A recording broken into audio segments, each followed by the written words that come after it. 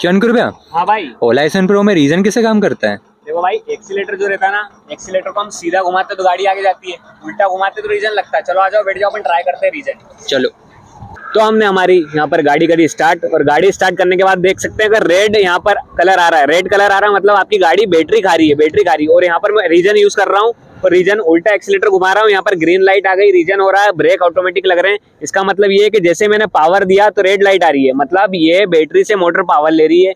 और जैसे ही मैंने रीजन लगाया तो मोटर से बैटरी में पावर जा रही है, तो इसमें क्या होता है, हमारी रेंज बढ़ जाती है गाड़ी की। ऐसे अपडेट के लिए इस वीडियो को लाइक कर दो और इस चैनल को सब्सक्राइब कर दो।